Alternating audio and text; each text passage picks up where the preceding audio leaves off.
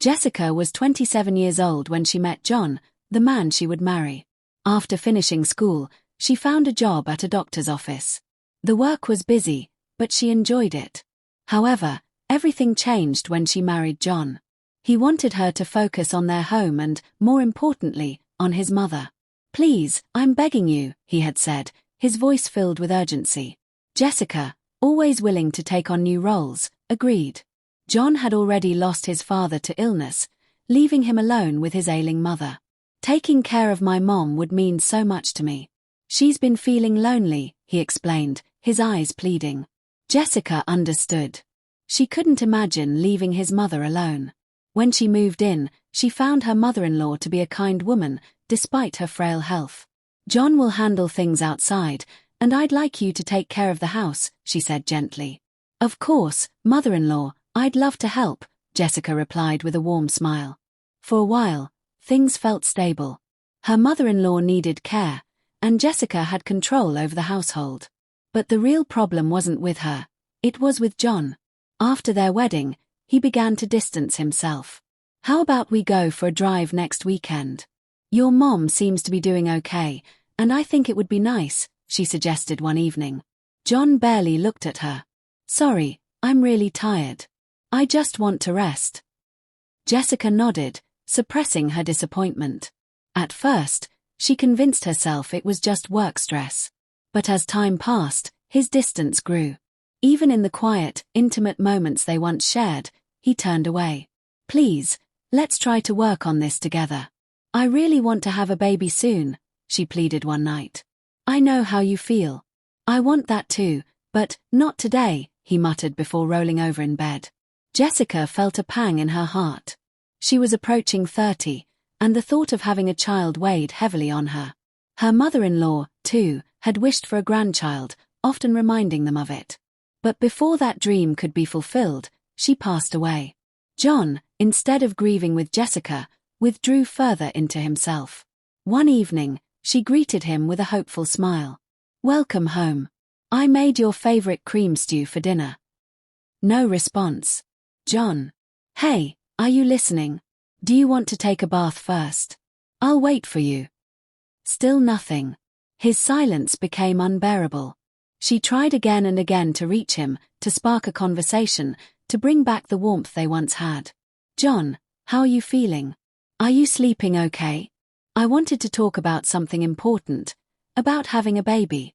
I was thinking of getting a fertility test. What do you think?" No answer. "John, please. Have I done something to upset you? If there's anything bothering you, or if you want me to change something, just tell me," she begged. But his silence remained, cold and unyielding. A month passed, and he still treated her as if she were invisible. Desperate, she turned to her closest friend, Claire, for advice. Claire was a confident and successful woman who worked in the cosmetics industry. She was sharp, observant, and always knew what to say. "This isn't normal," Claire said firmly after hearing Jessica's story. "You've been married for 3 years, living under the same roof, and he ignores you completely. Something is wrong." Jessica sighed. "I don't understand it. I haven't done anything wrong." "Then he must be hiding something," Claire concluded. "We need to find out what." Jessica hesitated. "Is it really okay to spy on him?" "Absolutely," Claire said without a doubt. "It's worse to let him keep secrets while treating you like this." Following Claire's advice, Jessica discreetly installed tiny cameras and recording devices around their home. Guilt gnawed at her, but her need for answers was stronger. Still, John remained as distant as ever. "John, are you even listening?" she asked, her voice filled with frustration. Nothing. Then, one evening, her phone rang. It was John. "Where have you been? What's going on? You just left the house for a whole week," he demanded. Jessica clenched her jaw. The audacity. "Why don't you ask yourself why I did that?" she shot back. "What are you talking about? Be clear, I don't get it," he said, his tone laced with irritation. Jessica's anger simmered. She had uncovered the truth, the cruel, unforgivable truth. With Claire's help, she had found the missing pieces of the puzzle. And now, she was done being ignored.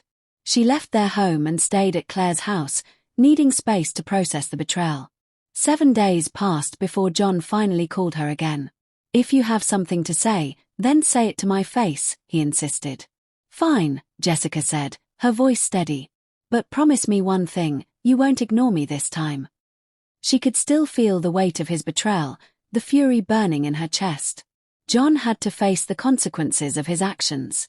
They arranged to meet at a quiet cafe. When he arrived, still in his business suit, she wasted no time. She placed the evidence on the table before him. His eyes widened. What is this?" "Jessica, stop. Don't show me these things." "If you don't like it, why don't you pick them up yourself?" she said coolly. "Not that it matters, I have plenty more copies." John swallowed hard. "When were these photos taken?" he asked, trying to deflect. Jessica didn't flinch.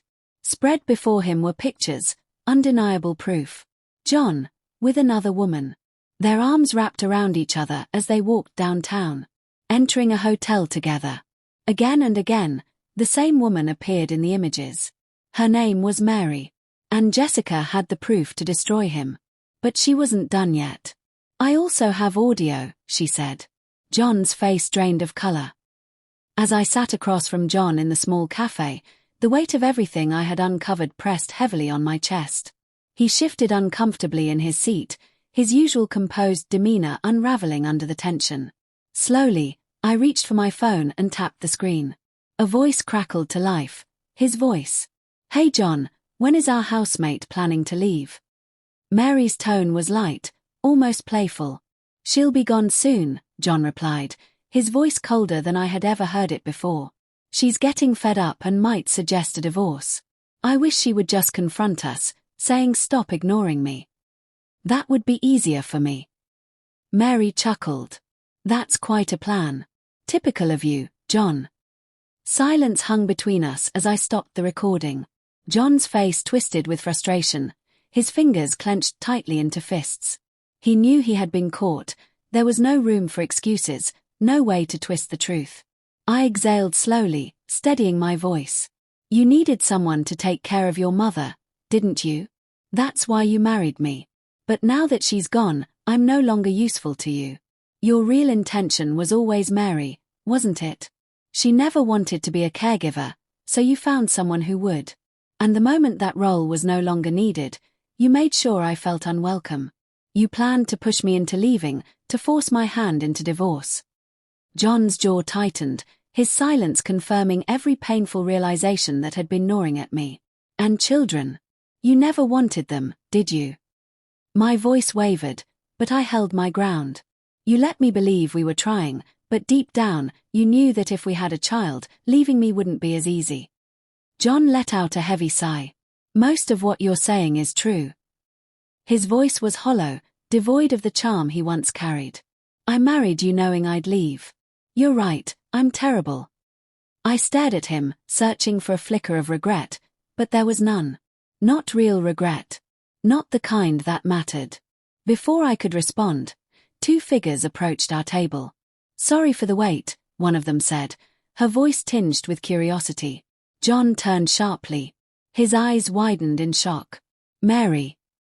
"That's right," I said coolly. "I thought it was only fair for her to be here, too."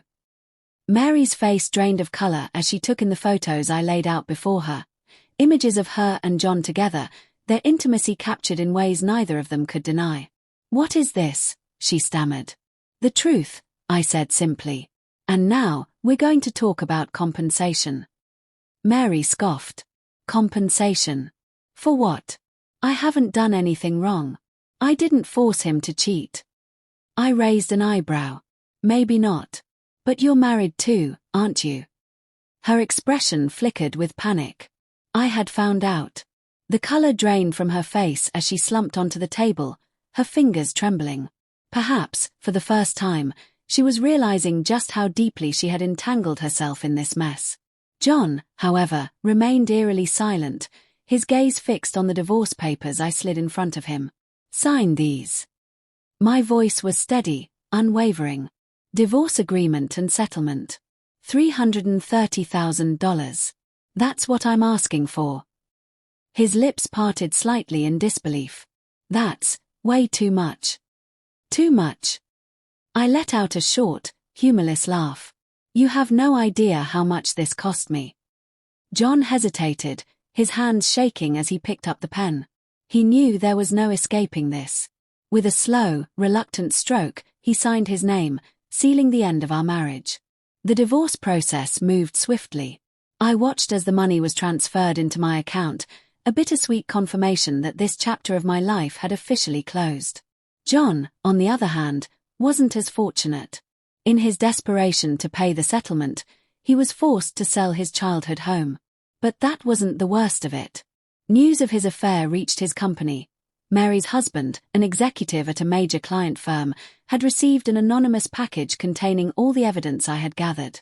Furious, he severed ties with John's company, setting off a chain reaction that led to John's downfall. He lost his job. He lost his reputation. And when Mary's husband uncovered her role in leaking company secrets to John, she faced her own consequences. With nothing left, John and Mary clung to each other, moving in together.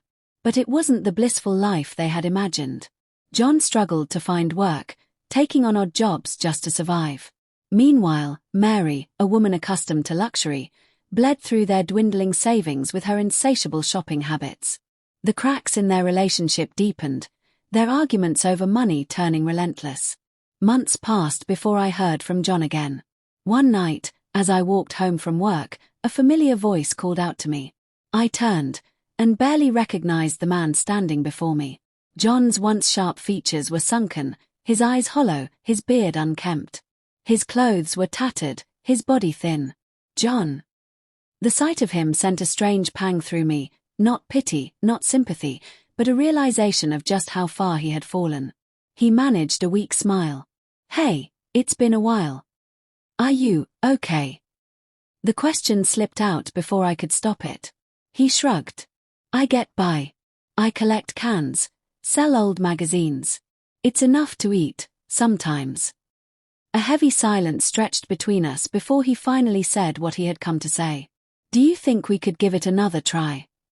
His voice was barely above a whisper. I felt my breath hitch.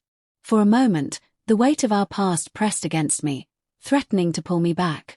But then I remembered the betrayal, the manipulation, the lies. What about Mary? I asked. He let out a bitter laugh. She left. Went back to her parents. Probably arranging a marriage with someone they approve of. I studied the man before me, the ghost of someone I once loved. He wasn't the same John the first had married. No, he had become something else entirely. No, John, I said softly, my voice carrying the finality of a door slamming shut. I'm not looking back. He looked away, swallowing hard. He already knew my answer. In the months that followed, I saw John a few more times, standing in line at a soup kitchen, his eyes cast downward, avoiding my gaze. He had become nothing more than a cautionary tale, a reminder of a life I had left behind. But as for me, I was moving forward. I had returned to work, rekindled old friendships, and even started attending social events. There was a whole world out there waiting for me, and I refused to let my past define me. My story wasn't over. In fact, it was just beginning.